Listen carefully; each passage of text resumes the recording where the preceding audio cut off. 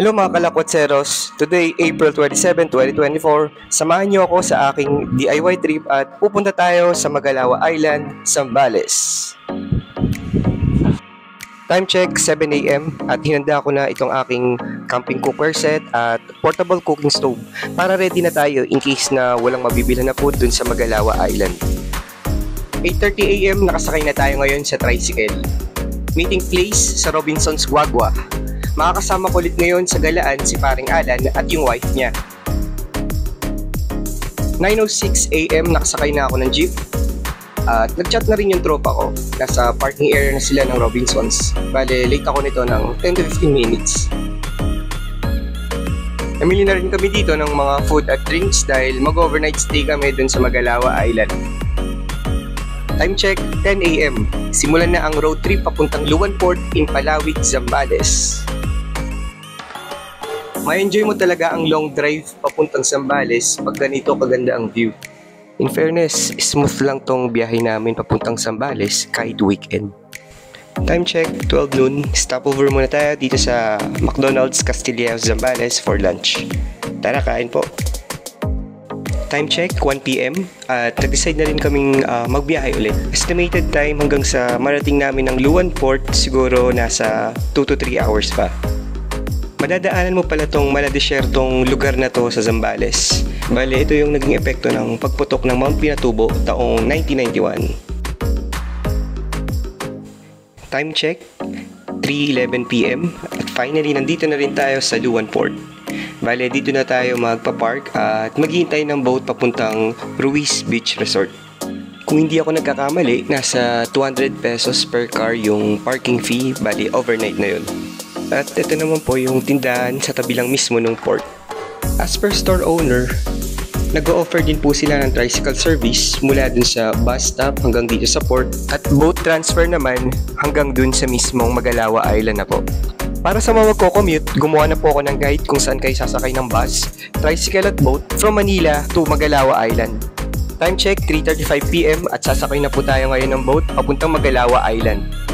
Sabi ni Manong Bangkero, yan po daw ang kable ng kuryente sa Magalawa Island.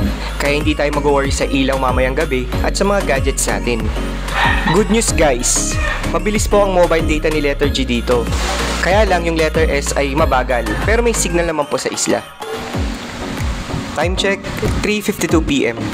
Finally, nandito na tayo sa Magalawa Island at pupunta na tayo sa nabook nating AC room dito sa Ruiz Beach Resort para makapagpahinga muna tayo bago mag-ikot-ikot sa isla mamaya. So, let's G!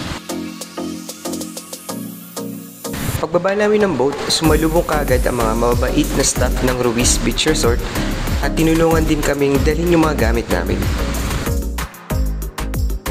Yan po yung mga fan rooms nila, good for 4 to 5 bucks at beachfront pa.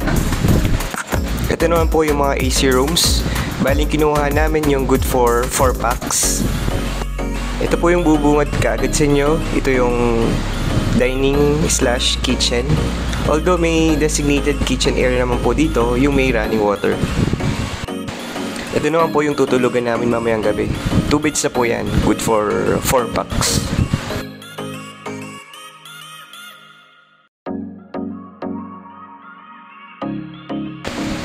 Ito naman po yung swimming area ng resort paghapon. Low tide po kaya expected na visible yung seagrass. Pero pag umaga guys, kitang-kita ang pagka-white sand nito sa linaw ng tubig dagat. Promise yun. Kagandahan dito sa Ruiz Beach Resort ay tahimik at hindi crowded kahit weekend pa ngayon. After naming makapagpahinga, pinuntahan namin yung bilihan ng mga fresh seafood dito sa isla dahil nag-crave si Maret ng lobster.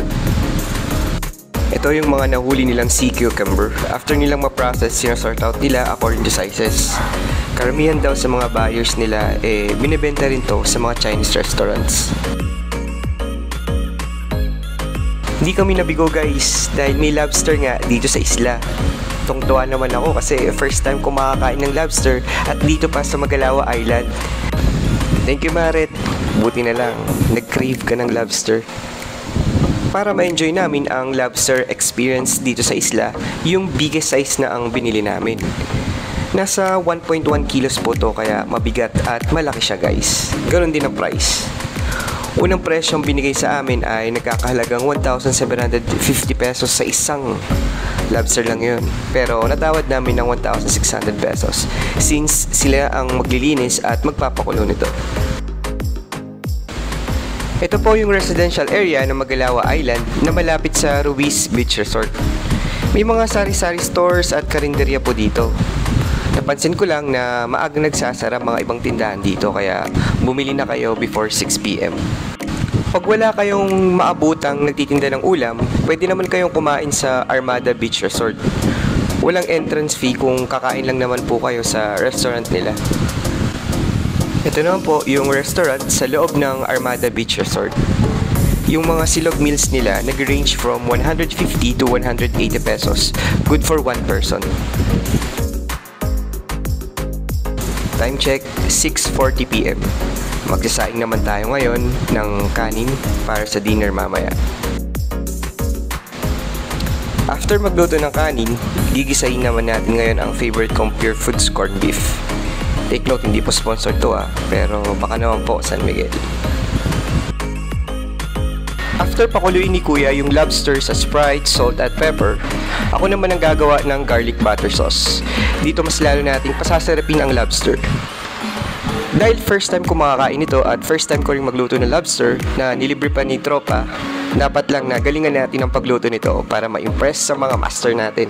Aba, mekos-mekos tane kanya ni Neo Jo. Ginisa na natin ang lobster sa butter at iba't ibang klaseng spices sa loob ng 3 minuto. Iwasan po natin ma-overcook to. Kung hindi, titigas to at magiging rubbery yung texture ng laman ng lobster. After igisa ang lobster, gumawa tayo ng garlic butter sauce gamit yung excess juice na pinag-isahan nito. Voila! Ito na po ang garlic butter lobster ni Panlasang Kapampangan.